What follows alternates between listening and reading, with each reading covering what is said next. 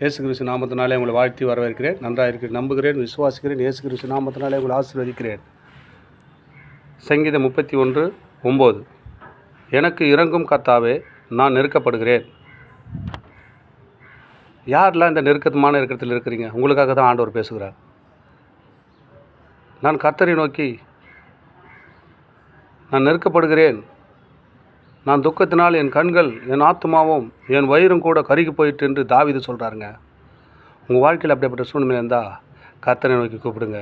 எனக்கு இறங்கும் கர்த்தாவே. நிச்சயமாக இறங்கி உங்களுக்கு விடுவிக்கிற ஒரு நல்லவராக இருக்கிறார். யாருடைய வாழ்க்கையில் நெருக்கம் இருக்கும்? ஆனால் நெருக்கம் இருந்தால் கூட நம்ம என்ன பண்ணோம்? யாருக்கிட்டே சொல்ல மாட்டோம். அந்த நெருக்கம் நம்மக்கிட்ட அப்படியே தாங்க இருக்கேன்.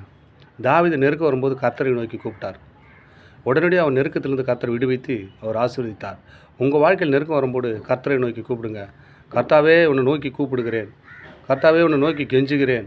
கர்த்தாவே, என் ஆத்மாவை உன்னிடத்தில் ஒப்படைக்கிறேன். எத்தனை வார்த்தை மூலிமா தாவீது கர்த்தரோடு பேசினார். நீங்கள் நெருக்கத்தில் இருக்கும்போது எங்கள் அன்பு பிள்ளைகளே, அன்பு மகளே, அன்பு மகனே, நீங்களும் கர்த்தர் நோக்கி இந்த மாலை வேளையில் எனக்கு இறங்கும் கர்த்தாவே என்று யாரெல்லாம் கூப்பிட்றீங்களோ உங்கள் நெருக்கத்தை அவர் விசாலமாய் மாற்றி உங்களை ஆசீர்வதிக்க போகிறாருங்க. பயப்படாதீங்க. கர்த்தர் உங்களை ஆசீர்வதித்து வழிநடத்த அவர் வல்லவராகிறார். தாவீதை உயர்த்தினவர் உங்களையும் உயர்த்தி ஆசீர்வதிப்பாராக. ஆமேன்.